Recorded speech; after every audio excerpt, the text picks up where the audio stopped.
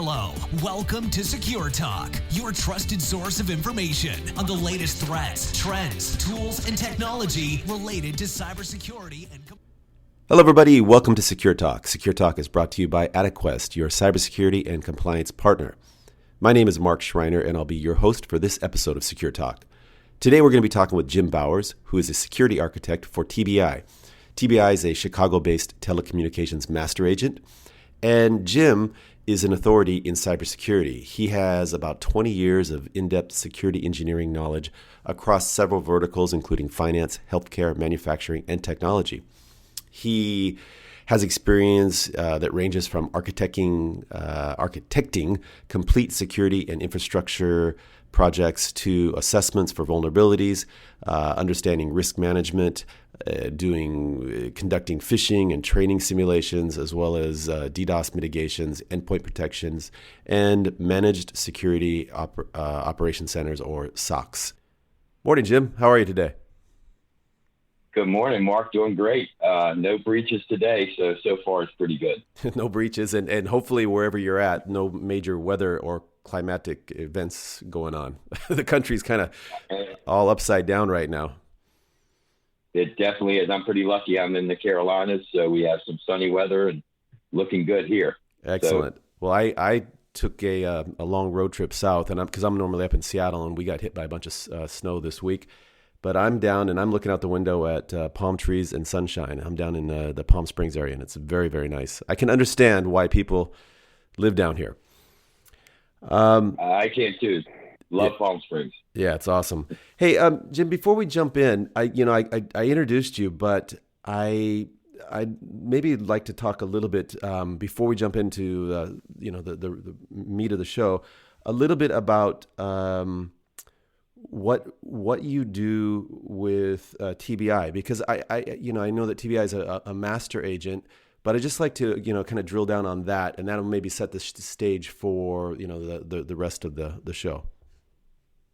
Absolutely, Mark. So actually at TBI, you're absolutely correct, is a master agent. So I am part of their tech guru team, and that's a group of tenured architects in each discipline, as well as engineers that enable our partners to leverage as an engineering architectural resource. So we really provide all of that engineering support to any partner at TBI.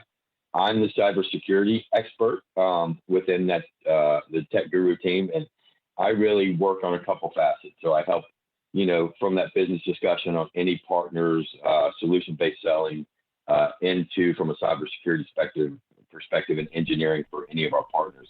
The other critical piece is I look at our cybersecurity vendor portfolio to ensure that our vendor portfolio falls in line with the defense in depth approach or the NIST framework. And we have vendors that can really provide our partners with a solution no matter where an organization is in their cybersecurity journey or cybersecurity posture, as well as provide solutions in that defense in depth approach. So those are really the two critical areas that I do within TBI as an organization. Well, thank you, and that's helpful. And I towards the end of our conversation, I'd like to come back a little bit and touch on a little bit more on what TBI does, because the company I work with, AdeQuest, is a Microsoft partner, and it's interesting to see the different types of service paradigms, et cetera, out there, and I really like to learn more. But before we do that, let's I introduced your background, and you've got a very interesting and extensive IT background, and at some point you did move more into a heavy focus on cybersecurity.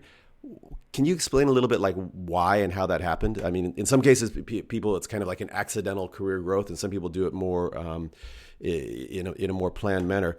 What happened in your case? Well, that's a great question. So it was more, I guess, on the accidental side of the house. So in the first half of my career, I really worked on low latency distribution architectures and networking for voice, video, and financial trading. So I worked for a company called Savage Communications. And when kind of halfway in my career with them, I spent about 15 years there, is really when we started to see the threat actors use DDOS attacks, which is distributed denial of service attacks, and really to disrupt businesses. And it was kind of interesting. I'm sitting at home with my son, and we bought him an Xbox One for Christmas, and we're all excited to hop on Xbox Live, and we couldn't get connected. So I was like, why can't we get connected? And it was a distributed denial of service attack that they did. So me being in the technology industry and with Savvis, which was a big carrier and hosting provider, I was like, this is unacceptable. So worked with some of the security guys there at Savvis, and really that's when kind of we started to look at rolling out a cloud-based DDoS mitigation. So that's really when I started to make the shift. It really kind of resulted on an Xbox One into Christmas and unable to connect, and me being a tech guy and an engineer trying to solve stuff, I went back to the company I was with and said, hey, this is starting to become a lot more prevalent. Microsoft got attacked, and we started to see the rise in DDoS, and that's really where we started to work on providing a solution to help organizations combat that type of attack from a threat actor. Well, necessity is the mother of all invention, and getting your kids' game to work right, I guess, was the right incentive. Well, maybe can you talk a little bit about how the threat landscape has changed over the years? Oh wow, yeah. Has it changed? So, I'll kind of start with that DDoS. I'll kind of follow on that component we just kind of talked about. So, initially, threat actors were really in the business of disrupting business, right? A lot of it was done through geopolitical, such as anonymous organizations, really, where an organization or a big corporation, they didn't align with their methodology or political standing, and they started to attack them and disrupt the business. Now, that has completely evolved now into more of a monetary standpoint. We've always had the big nation states, which is Russia and China, that will always try to attack from a standpoint of disruption, right? To steal intellectual property rights. We just had a recent one with Russia into multiple areas within our government.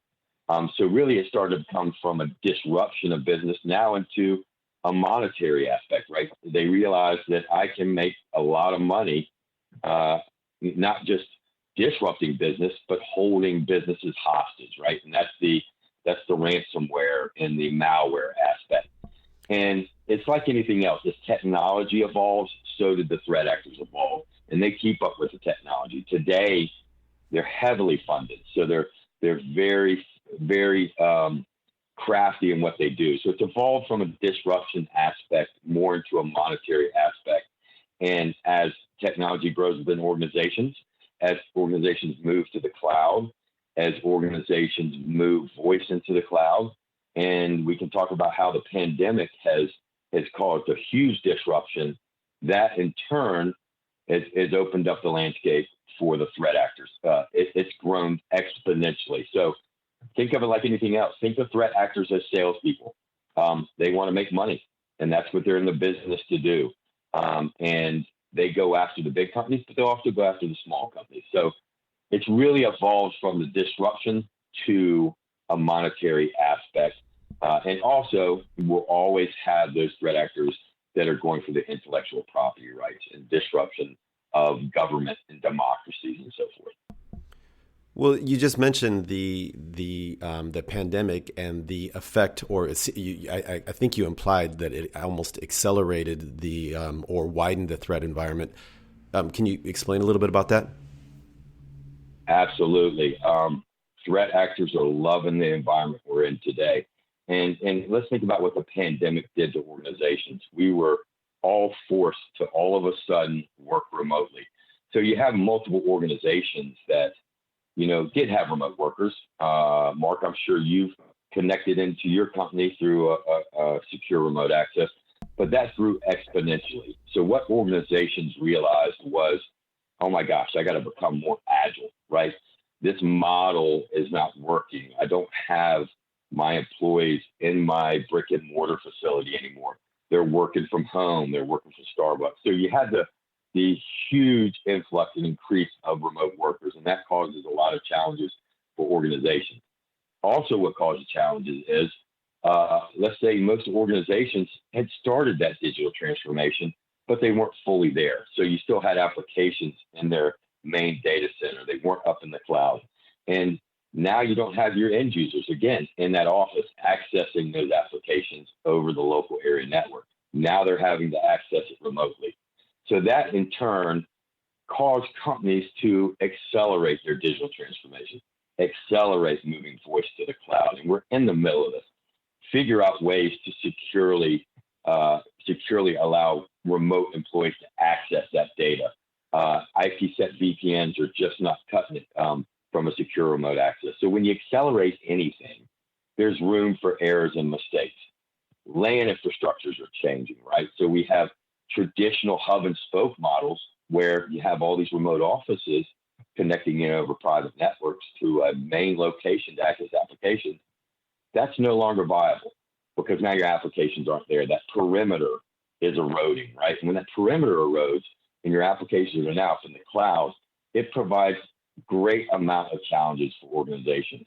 And that network changes. They're having to open up more exit points or internet connections at these remote offices because now they're accessing applications not in the data center, but up in the cloud. And when you do that, you have more entryways into their environment. So again, that perimeter is opening up. So the pandemic has truly accelerated.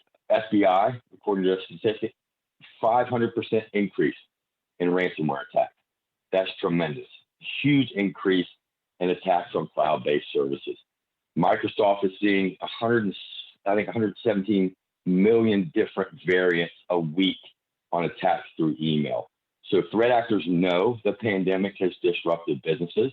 They know businesses have to become more agile. They know where the data is, and that's where security has to follow. Where the data is moving. And when you take all those pieces into play, there's room for error. And the threat actors know that, and they leverage that to get in and do ransomware, malware, steal credentials, and so forth. Yeah, I mean, we've seen so many organizations that were just overnight forced to facilitate remote work and scrambling for a roadmap in terms of how to do that. And, anytime that you're scrambling, there's an opportunity for errors, right? For mistakes. And there's all these different scenarios that organizations haven't thought of in advance. They say, well, just take your laptop home and go to work. That's obviously an issue. I'm just curious your thoughts on the prevalence of crypto in terms of, this easy means of payment as a kind of accelerant towards the ransomware attacks. I mean, do you see that as part of the equation? Absolutely. The main drive behind cryptocurrency or Bitcoin is the ability to not be able to trace it, right? And when you're not, it's like anything else. If I'm going to do a traditional crime, or if I'm going to purchase something illegally off the black market, I'm not going to use my credit card because it could be traced back to me.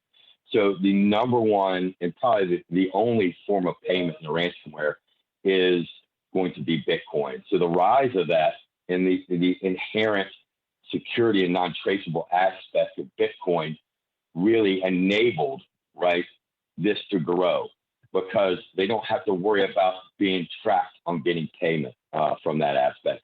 It's very interesting. I can run a live ransomware and you can see they will have support desks. They'll have email to help the organization set up their Bitcoin. So that is a great point, Mark. Bitcoin has definitely accelerated and opened up the market for not just your threat actors, not just your nation states, not just your organized crime. You can buy ransomware on the dark web, ransomware as a service. And now that you have this ability to get paid without being traced, it's opened that up tremendously to a broader audience of people. And also think about the pandemic. We have a lot of people in financial strain. And when people are in financial strain, they find ways to make money. And now that you can do ransomware as a service, hey, that's a way of making money. I don't have to know how to do it. I can buy the list. I can buy the programs. I can get paid without being traced. So now you have a lot more than just the organized crimes and the nation states. You have what I like to call script kiddies, or you have people that are not even technologists or hackers leveraging this ransomware to make money. if that makes sense. Totally. And, one thing I think about is because I'm on this road trip and, you check into different hotels or you go to coffee shops and, I've got to work and I've got to access the internet. I'm just curious, like, how many of these public Wi-Fis are hacked to some degree, right? I mean, you've got your man in the middle attacks. I was like, well, it's probably okay. I mean, this seems like a nice hotel, but it just takes one person, like you said, that was experiencing some financial strain, and they've said, hey, I've got a way to go ahead and intercept somebody's login credentials, when they're using this Wi-Fi. I'm just wondering, like, how much of that is actually going on as well.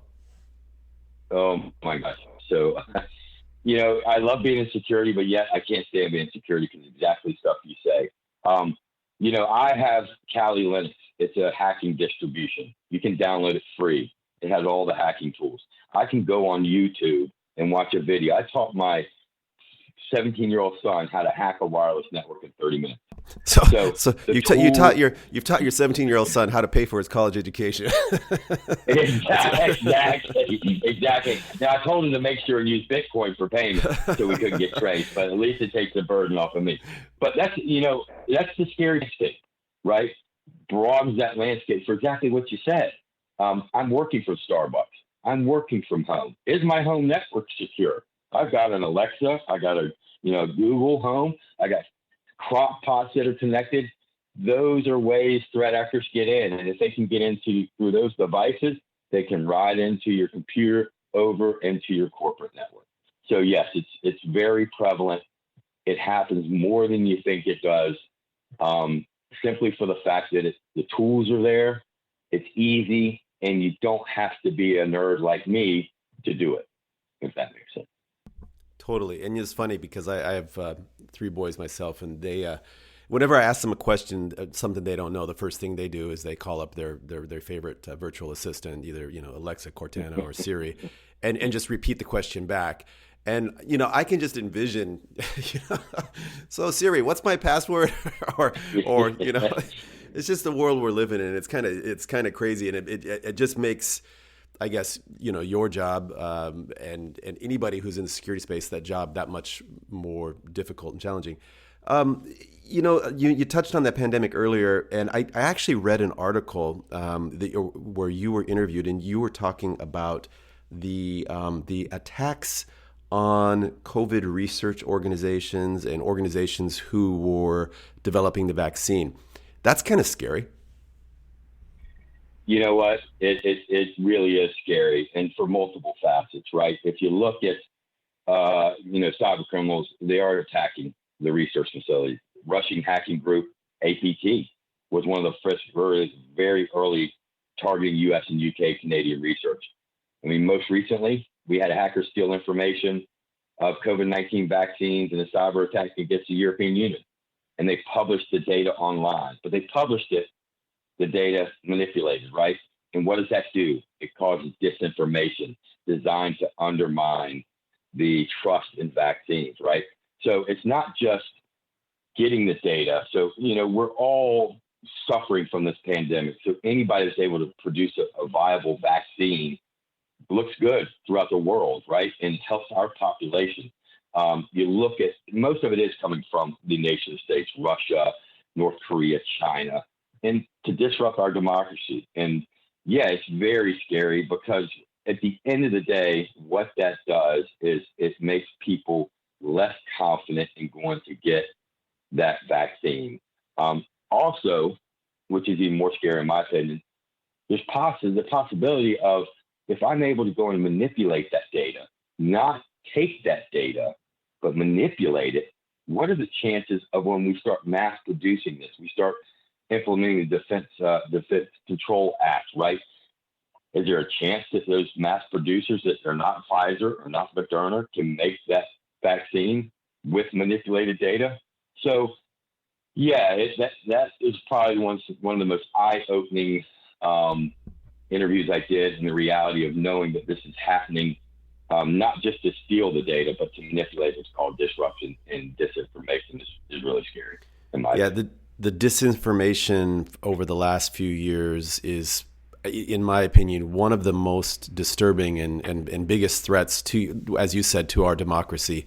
And it's just people don't know who you can trust. Now, I don't want to spend the rest of our time, scaring people, but I do want to ask one more question on the threat side, and then we'll jump into some of the solutions that are out there. But I've read that healthcare data is some of the most sought after information or data by hackers. Why is that? All right, now I'm going to really scare you, Mark, because, all right, let's think about this. Let's think about, again, I'm going to go back to the root of why threat actors mainly do what they do, and it's monetary. So if I'm able to get healthcare data, and I can't believe I'm going to talk to you about this, but let's say, for example, we have devices and medical devices that are highly connected, right? Doctors use it. Pacemakers, for example, have ability for doctors to monitor those. So if I'm able as a threat actor to get that healthcare data, and I'm able to get a list of individuals that have, let's say, a pacemaker, some device that's critical for their health, implemented them, that's connected, that's an IoT device, and I can get that information and I can hack into that pacemaker, then what do? I can leverage that and say, hey, Mr. Person or Mrs. Person, if you don't pay me X amount of dollars, I'll shut down your pacemaker. So it's starting to get to the point where that is why that data is so critical, because it's broadening the landscape or the target audience that threat actors can do. It's like any organization, any business. I want to increase the demand. I want to be able to sell my goods to a broader audience. Threat actors are the same way. How can I get a broader audience to get money from? And if I've got healthcare data and I understand what this individual has from a healthcare perspective, or I have information that may be damning to that person to an employer standpoint, right? Let's talk about psychological issues that maybe an employer doesn't know. It's personal data. Again, I can leverage that data to gain money, not only from an organization, but a person. So that's why I think healthcare information will continue to be targeted and will probably increase, because I'm starting to see a lot more attacks on IoT devices. And healthcare, there are a lot of IoT devices.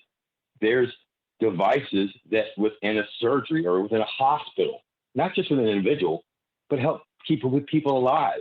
So if I'm able to go into their systems, now I got the hospital paying. So it's just all about making money. So that's why I don't see any deceleration of going after health data. I think it will continue to increase simply for the fact that we're using more devices that are more connected and within a health organization standpoint, and that's more areas for threat actors to make money. Yeah, I mean, I think that's one of the biggest challenges is the fact that traditionally we've thought of cybersecurity as related to computers and networks, and now it's basically any device at all that's connected, and it could be just a remote sensor. I mean, it's in a lot of organizations they don't have that in their kind of in their eyesights when they're thinking about cybersecurity. Okay, you've sufficiently scared me. Now tell me. You're so welcome. Have a great day, Mark. You're right. I'm gonna go hide under the bed, unplug everything. Well, I mean, you're in the position of coaching and working with organizations. Why don't you talk about some quick wins or some things that organizations can do right out of the gate to immediately kind of harden their security posture, if there are any? Oh, there's absolutely some. That's another great question. So I do want to take a quick step back. So traditionally, organizations look at cybersecurity as a insurance policy, right? It's like insurance in your car. Something may happen. I may get some malware, but do I really need to spend all this money? So I had to prove a lot through my career to organizations that return on investment. Well, the great thing, one of the good things that's come out of the pandemic is that's disrupted that mindset with CISOs and CIOs and CFOs. It's not ROI because they know they have to do it. They were forced to do it, right? They were forced to do it due to all the changes that are happening within their environment. I kind of touched earlier, Mark, on you have to take a defense in-depth approach to security, multiple layers, right? A layered approach to security. There is no single silver bullet that is going to stop a threat actor. In fact, if you look at NIST, there's protect and detect. I feel that the detect portion is the most critical part in an organization's posture. So I wish I could tell you that, hey, go buy this firewall, or hey, go get this antivirus or endpoint protection and you're safe. Well, that's not the case, right? So quick wins for organizations. There's multiple layers in it, but three main things I see that are the most critical for organizations to have in place and provide them the quickest wins and increase their posture. First of all, end user awareness, cybersecurity awareness training, and phishing simulations. Endpoints are the number one attack vector for threat actors. I like to call them starting points. So they're going to go after that endpoint. And who's using that endpoint? The human. We are the weakest link in that posture and that layered approach. Especially think about how we're working today. We're not working in the office. We're not in that psychological mindset of I got to put on my slacks, I got to put on my jacket, I got to commute to the office. I'm in the mindset of work. I'm talking to you right now in my Umbros and a t-shirt. I'm working on my work computer, but I could go downstairs to my kitchen and work on my iPad, right, and access my email. So the ability to make those end users aware. Don't click the easy button, right? Show them what a suspicious email is. Reinforce it, in my opinion, is one of the biggest wins you can get. Because if a threat actor can't get you to click it, they can't get in. So that's just one of the biggest, easiest wins I see. Second piece is endpoint protection. A lot of organizations have legacy antivirus. You've got to step that up to an EDR, endpoint detection and response platform, such as CrowdStrike or Carbon Black. I don't mean to plug anybody. There's tons of them out there. But threat actors are starting to use fileless malware, which means signature-based endpoint detection doesn't pick it up. So you have to have robust endpoint protection that can be monitored. And I'll talk about this, my third piece, can be monitored, those events coming out of there. And the new endpoint protection technologies enable you to isolate that machine so I can stop it quicker from working across my infrastructure. So end user awareness and phishing training, endpoint protection, and the last biggest thing I see is SOC as a service or MDR, managed detection response. I cannot, as a security architect or engineer, stop anything I can't see. If I don't have visibility across your infrastructure, across the security devices within, whether firewalls, whether they're your servers, servers are in AWS or up in Azure or up in Google Cloud, if I don't have visibility into your wireless infrastructure and able to take all of that rich data and correlate it, then I can't stop it quickly. The average time malware sits on an infrastructure is 250 days. Think about that. That's a long time for that threat actor to sit there, to harvest data, to steal credentials. So if I don't know they're there, if I don't have visibility at those alerts, I don't have somebody watching them, I can't stop it and detect it quickly. The earlier I detect something on what they call the kill chain, the less damage it's going to do. So those are some of the three critical pieces I think that organizations can truly beef up their cybersecurity posture and start to turn the tides or put the ball in their court against the ball in the threat actor's court. I think that's some excellent advice. And I just want to go back and listen to that all again, because I was taking notes as fast as you were talking, but that's, I think, really, really valuable there. Maybe you could talk a little bit about, maybe about the evolving threat, the threat landscape, but actually then continue on and talk about how the defense strategy or the defense landscape is evolving as well. I mean, you touched on a couple items there. You talked about SOC as a service, managed detection and response, and for listeners who aren't familiar with those services, maybe you can talk a little bit more about those as well. Yeah, absolutely. So Let me try to think of a good way to put it that are familiar with the service. So, endpoint protection has come a long way tremendously from the traditional antivirus. That endpoint protection is critical. It's doing multiple facets on the number one attack vector that threat actors have. They're also extending those protections out away from your traditional Macs and Windows boxes to your smart devices, right? You have an involving of what's called mobile device management. Now is universal device endpoint management, right? So it encompasses the ability to have a single pane of glass the view of all of organizations' devices that are on the network, whether they're BYOD devices. And that's another thing that we've seen a huge increase in influx of. Because again, I talked about it earlier, Mark, we have more people working from home. Not all organizations could assign every individual a laptop. So they allow them to use their own devices. So that is evolving from that standpoint. Again, it's the visibility across an infrastructure. Think of it as anything from a visibility standpoint. Think of it as a radar. I think that's a good analogy. If I'm looking at a radar, the radar tells me what's in my view, what's airplanes are in my space. An air traffic controller could no way do their job if they didn't have the radar of the planes coming in. How can I stop threats if I can't see what's coming in my network?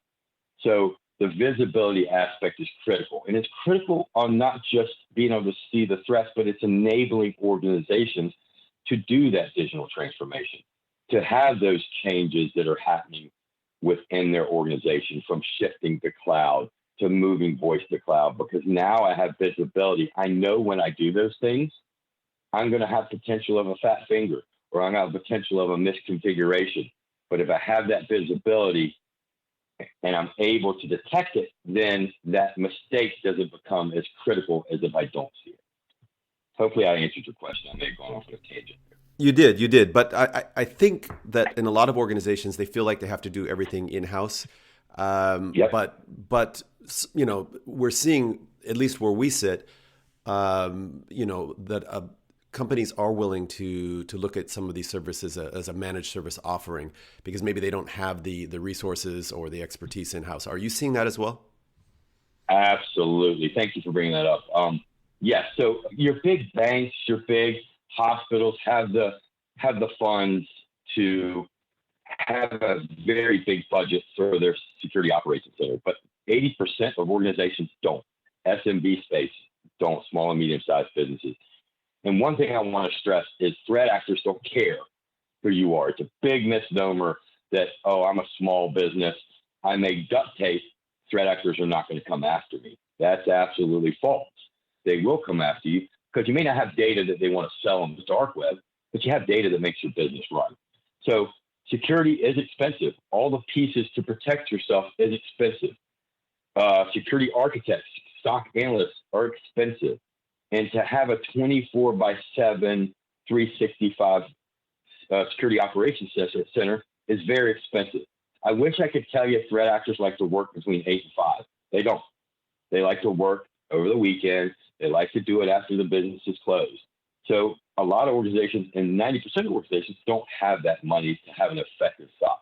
So yes, I'm seeing a huge increase of managed service providers, specifically around the managed SOC offering, around endpoint detection and response, around vulnerability management programs being outsourced relatively on an accelerated fashion, because organizations, this is expensive to maintain a robust security posture and managed SOC. So that's a very great point. Well, yeah, and another advantage that we see is that, you know, if you're working with a managed service provider that specializes in that security space, that's, you know, that SOC as a service or the managed detection and response as a service, they're so specialized, and, you know, they have a vested interest in kind of keeping up to the latest, greatest, whatever the information is, right? Whereas if you're a large organization and that's just, you know, that's just a part of your overall IT or security operation, it's a little bit more challenging for them to keep abreast of that in terms of the latest tools, et cetera. Which brings me up to another point. In terms of TBI, I mean, earlier you mentioned that part of your job is, I think you said something about vendor selection or evaluation. How do you, as an organization, decide with which vendors that you want to work with, or that you think that your customers should be aware of? That's a great question. So it's probably one of the, as an architect, it's really probably one of the greatest places I could be, because I truly can architect solutions without being pigeonholed by a particular vendor. So the main goal for me is really, when I look at vendors, there's multiple facets that come into play with the vendor.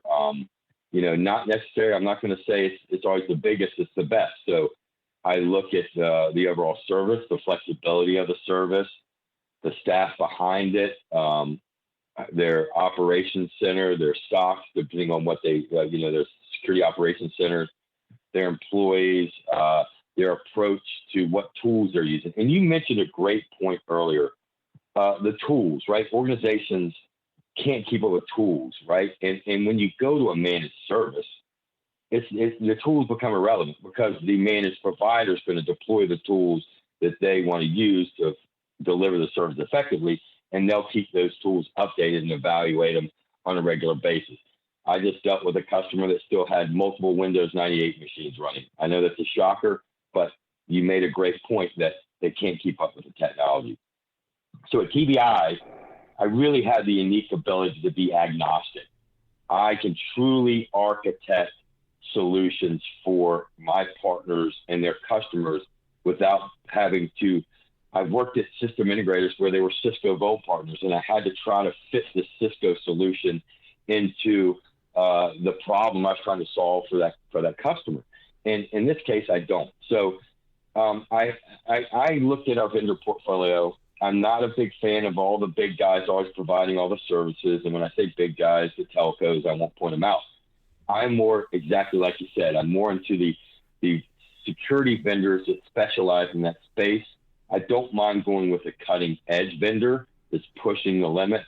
I'm not going to make that the breadth of my portfolio, but truly to look at cybersecurity vendors that excel in their space, focus on a particular area in that layered approach, defensive approach aspect, and truly can deliver an exceptional service. I, at TBI, am not in the business of selling tools. I'm in the business of selling managed services and solutions that enable organizations. And that goes back to the point of why TBI is growing, is simply the great increase in outsourcing of security solutions, simply for the fact it's complex. You don't have the talent, and you don't have the tools to keep up with it. But that's really the unique advantage of TBI. Well, it's interesting because we are a Microsoft security and compliance partner. And so, 95% of what we do is all around or involves the Microsoft ecosystem. And even then, because, Microsoft has everything from Dynamics to Teams to SharePoint to Intune to OneDrive for Business, blah, blah, blah. And there's a ton of security tools that are being baked into, the various Microsoft workloads. Even then, it can be very challenging. I mean, one partner might just specialize just on Teams, for example, right? And so one of our challenges is just keeping up and keeping abreast with the different Microsoft tools and the iterations of those tools, et cetera. How do you, TBI, I mean, and I'm sure you have a formula for this, but how do you deal with multiple vendors, but at the same time, be the subject matter expert on those tools? That's a great question. I stay really busy. That's a great, you're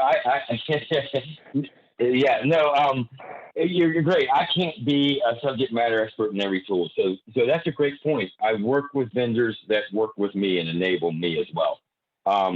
In overarching, being a subject matter expert in the overall arching technology, such as MDR, I don't focus as much on the tools, because at the end of the day, there's not that much difference between the tools. It's really how you implement the tools, who's looking at the tools, who understands the data coming out of the tools, right? So I'm more concerned about being a subject matter expert in those main disciplines, managed SOC, MDR, EDR. There's no way I can be an expert in every EDR tool: CrowdStrike, Carbon Black, SentinelOne, silence. But what I can be an expert is how those work. And then if I need to get to the nitty gritty, that's why I form this very close relationships with my vendors, such as CyberSafe is a great MDR provider. Don't mean to do a plug there, but I love working with these guys. They are my experts when it gets down to if I got to do incident response or I got to do forensics, because I just can't keep up with all of that. I used to do red team testing, but now I'm on the pre-sale side. So I leverage and form those relationships with those vendors where I can leverage their expertise and they're solely focused on their service. And that enables me to not be the subject matter expert on every tool and every technology, but be subject matter expert over the overarching and leverage those vendors for the specifics when needed. Makes a lot of sense. And I'm sure on your team that there are people that can go as deep as they need to do on the tools as needed, or the tool provider will enable you, as you said. Well, hey, let me ask you one last question. You know, we talked earlier on about disinformation. Where do you go in terms of your job and in terms of in the context of cybersecurity and protecting organizations and understanding what's real, what's not? Where do you go? What are the trusted information sources that you use? Secure Talk. I mean, come on, man. Of course. That's where I go. You're welcome back anytime, Jim. Okay. No, that's a great question. Because there is a lot of disinformation. You could absolutely Google best MDR protection and probably get some web pages that, hey, may be a landing page to get your information.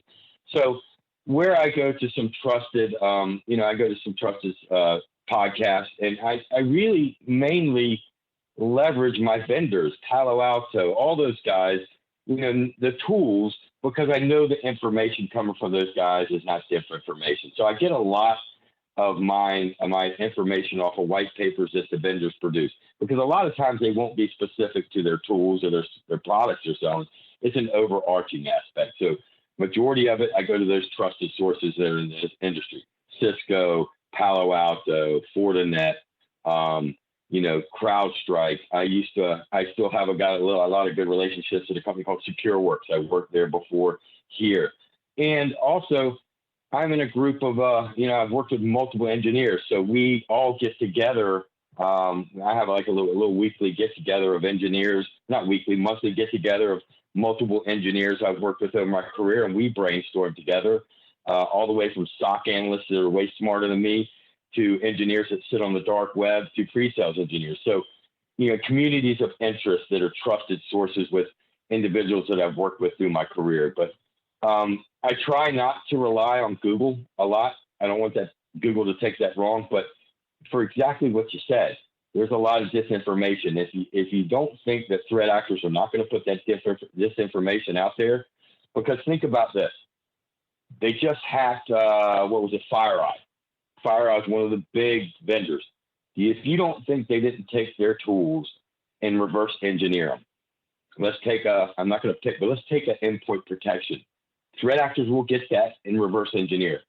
So what makes you think that if they have not gotten very good at reverse engineering a tool, then they're not going to put disinformation on the website? Hey, this is the greatest tool ever, right? This is get it. I want you to get this X, Y, and Z endpoint protection, because they have reverse engineered and they can get past it more easily. So I try to stay with individuals I've worked with through my career, reputable vendors within the industry. You can always trust governmental sites, whether it's the cybersecurity division or within the government. I go to those sites some, but mainly it's the vendors and kind of groups I talk with individuals that I've worked with throughout my career. Well, I think that's some excellent advice right there. And, especially if you're a security professional in a smaller organization, or you're in a large organization, but there's only, you only have a couple colleagues on your team, it's hard to kind of keep abreast of what's going on unless you develop that community of like interests and, develop that network.